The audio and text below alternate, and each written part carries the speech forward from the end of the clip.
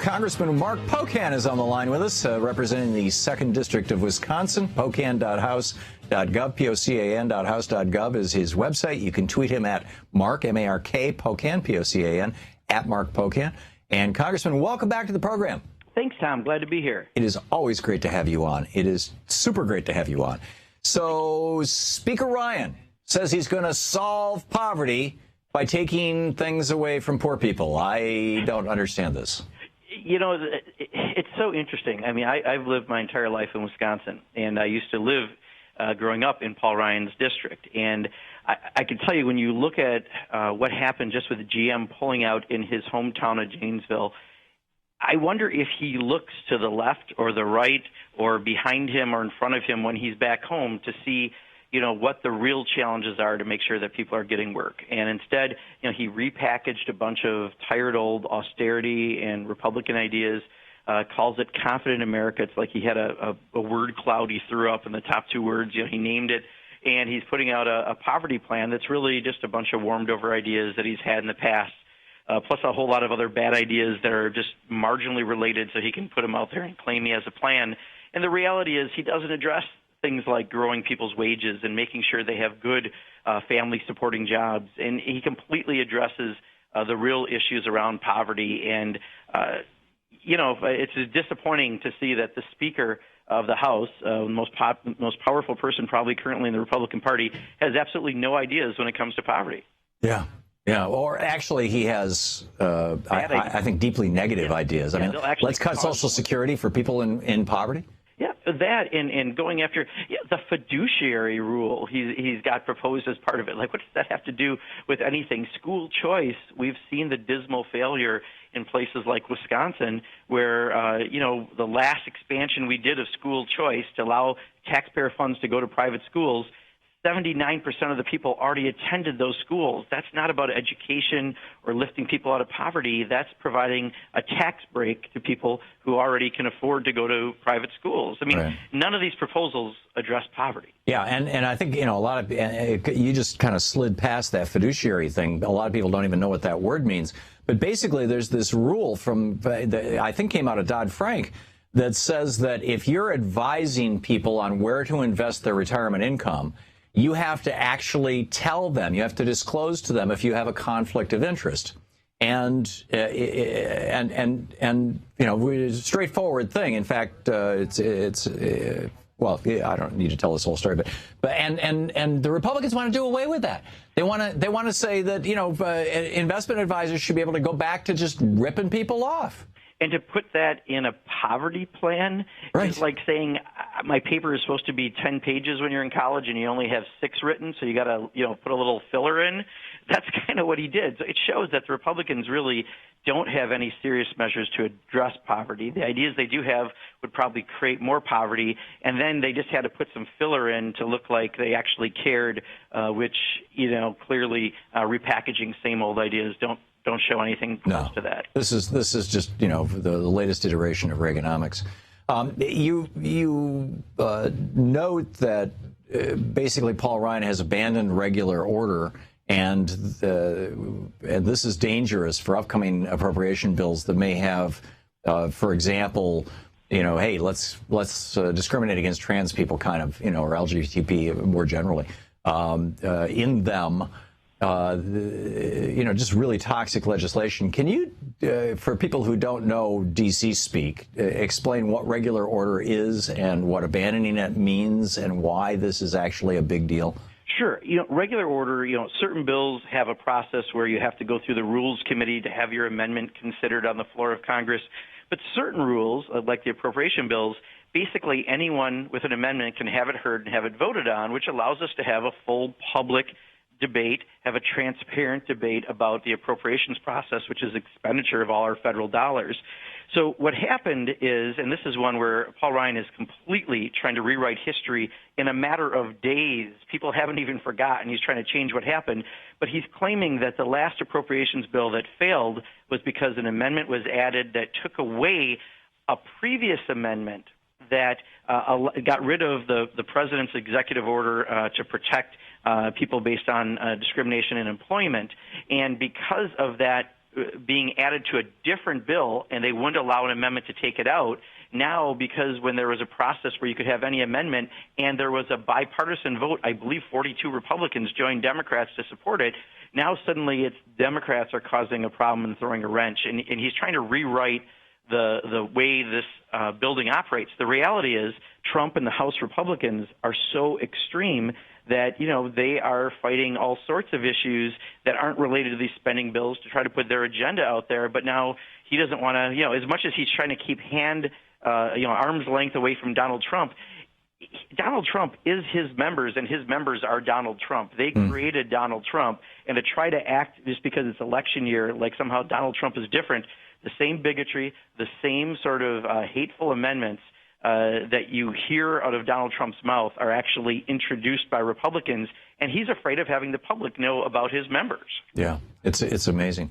And by the way, for our listeners and viewers, Congressman Pocan is going to be with us until the bottom of the hour, and would be pleased to take calls from you. So, if you have a question for the congressman. I'm curious your thoughts on the slowly resolving Democratic primary. Well, I think this week has made it speed up quite a bit, right? I think after the Tuesday primaries, especially the California primary, President Obama, Vice President Biden, Elizabeth Warren yesterday, and I have to admit, Elizabeth Warren is someone who I have tremendous respect for. I've watched her on the floor of the Senate, and she provides an especially valuable and unique role in the Senate. We're kind of realizing where we're coming to, I think, on Tuesday, and if I've always said I was waiting until the last primary on Tuesday, and I know there's only a few of us who've done that, but I think we're starting to see it wrap up. What's important now is, I think, if we have to make sure that we realize the value what happened in that primary, that we had a progressive debate, and we have to continue talking about progressive issues because voters care. We have to have a balance to any ticket that provides for strong progressive representation, because we need to make sure that everyone comes out to vote, because the one thing we know about Donald Trump is we have to defeat Donald Trump. His way is a very extreme way, and we have an opportunity not just to make sure we keep the White House, but we could pick up the 30 seats we need in the House and the 4 in the Senate with having Donald Trump as a nominee. And anything that distracts us from that purpose. Do you think it's possible it seems to me that and I did a rant about this earlier in the program, that the Democratic Party could take one of two institutionally, and for that matter, the Clinton campaign could take one of two lessons out of the defeat of Bernie Sanders in the primary process.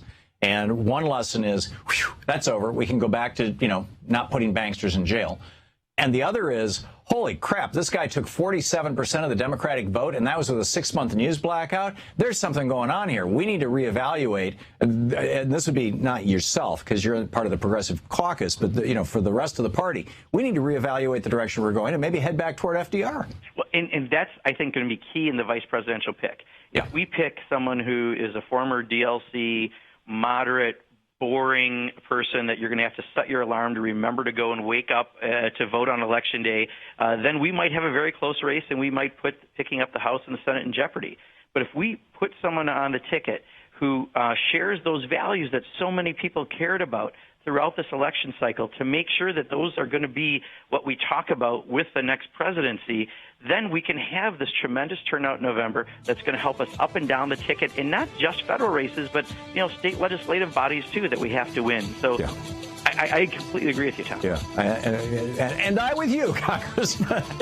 We'll be back with your calls for Congressman Mark Pocan. He represents the 2nd District of Wisconsin. He's a member of the House Progressive Caucus, one of the finest members of Congress. You can tweet him at Mark, M-A-R-K, Pocan, P-O-C-A-N. We will be right back. Stick around.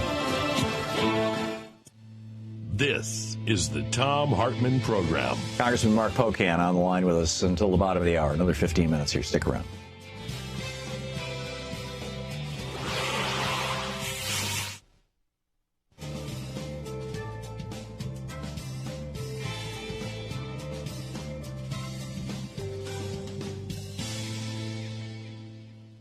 And welcome back. Congressman, you're still with us, right? Yes, I am. Okay. John, watching Free Speech TV in Minneapolis, Minnesota. You are on the air with Congressman Mark Pocan.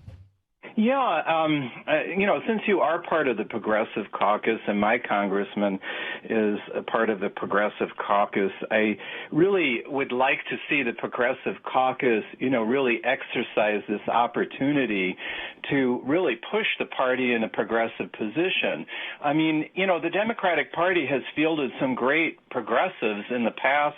A lot of them, some of them actually even came from this state. And then, the party has, just allowed itself to be yanked in a conservative direction. And, I think that it's really shown as far as people's engagement and involvement. I think that, we need, as John Nichols says, a political infrastructure. We need to rebuild the political infrastructure and, recognize, maybe even also recognize other parties as contributing to this, like, for instance, the Green Party and the Socialist Alternatives with their $15 initiative. Instead, I help put Keith Ellison in office every year, and I feel like we're in a marginalized ghetto here in Minneapolis or in his district, surrounded by people who, John, I'd like to let the congressman respond to you. Is there a specific question in there?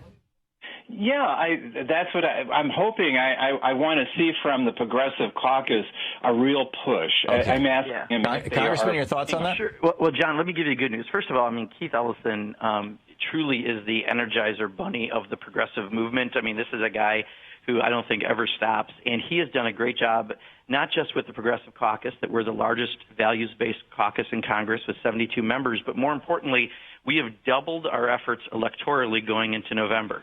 So, Angie Craig in your state of Minnesota, Monica Verner in Iowa, we just elected Jamie Raskin in Maryland in a primary where it's a Democratic seat. We're picking up people around the country that are good, strong progressives that we've endorsed, and I think we're going to have a bigger, stronger caucus, which is, again, part of a bigger movement. Down in Florida, for example, on Alan Grayson's seat, his former district director, Susanna Randolph, is not just a progressive, but she's an organizer, understands the inside and outside building, how we have to work with our partners outside. The more people we elect like that, the more we're building that movement. And I really have to give Keith a tremendous amount of the credit because he has been there doing this, and now I'm just proud to be here and joining the rest of the caucus members and trying to help. But there is some really good news on that front. Yeah, that inside-outside strategy was really, at least for me, the penny dropped when Tim Carpenter with the Progressive Democrats of America explained it to me maybe 5 years ago and said, we're going to do both. We're going to work on the inside. We're going to lobby people and we're going to try and get people elected. But we're also going to work on the outside. We're going to be a movement. We have about a half a minute before we're going to hit the break. Your thoughts on that, Congressman? Yeah, absolutely. And, we've tried to do that through our nonprofit arm is the Progressive Congress with their annual retreat. We're doing it as a Progressive Caucus. But we just had an event again today, and I'll tell you, the amount of energy we're doing towards November to get more progressives elected to the House is really been expanded, and I think it's going to pay off going into next session. That is great. Congressman Mark Pocan is with us. We'll be right back with more of your calls for Stick around.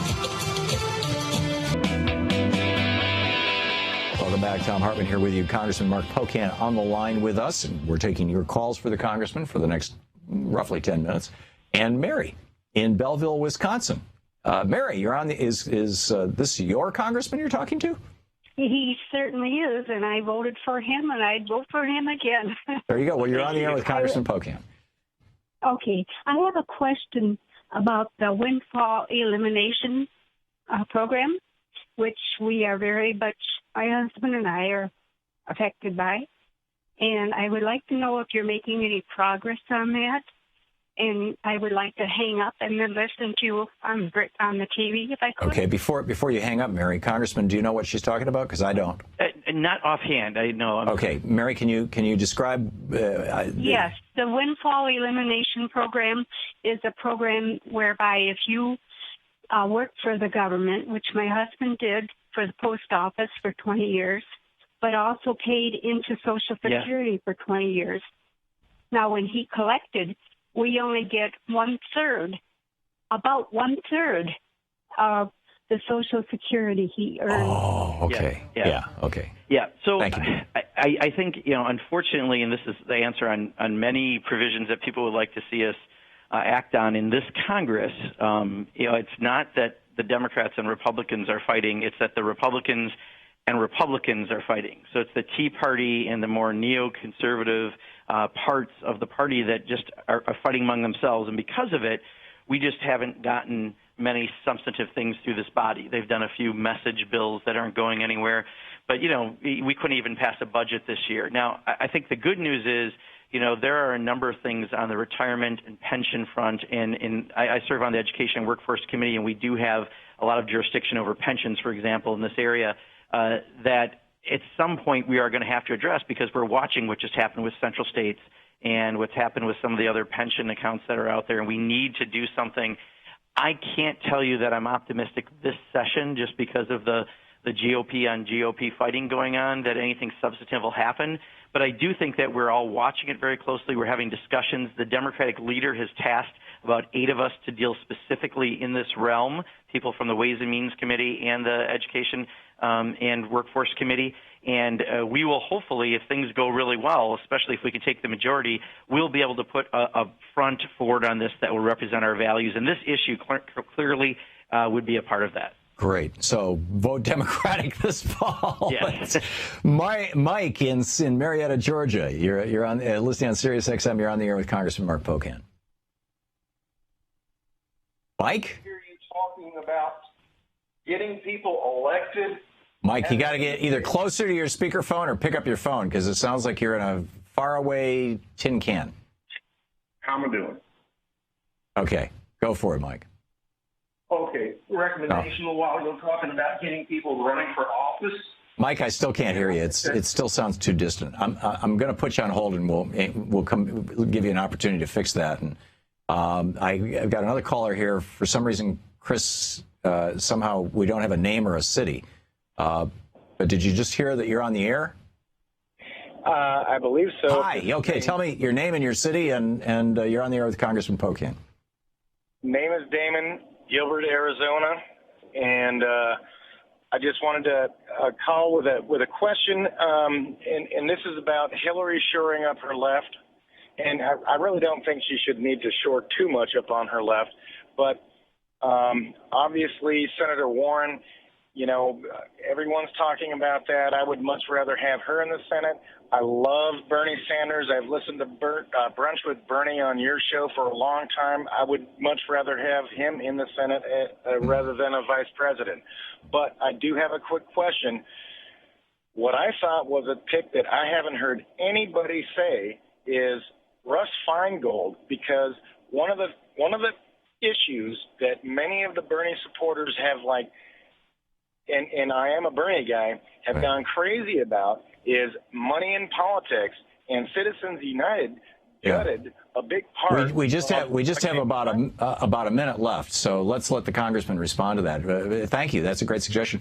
Russ Feingold, he's running for the Senate now from Wisconsin, isn't he? Exactly, and he is now officially the Democrat on the ballot. So for us to pick up what is probably the number one pickup in the country to beat Ron Johnson and have Russ Feingold go back to the Senate, and I completely agree with you. Russ has been an amazing U.S. Senator, and he'll be great going back there.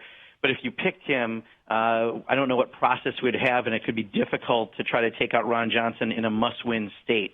Yeah. So there might be a problem to that. The only thing I'd argue with, whether it be someone like Bernie Sanders or Elizabeth Warren as vice president, being one of 2 versus being one of 100, you do have an amazing bully pulpit as vice president if you use it that way. Mm-hmm. And I just think if there's someone like that to put on the ballot that excites people to come out in November and then can go and be that person to take on some substantive issues, is even more important than being in the Senate in the majority because they'll be working with them and they're the tie-breaking vote, for that matter, in the Senate. So I think there's a value to having a good balance on the ticket. Yeah, I think you're absolutely right, and it's pretty important stuff.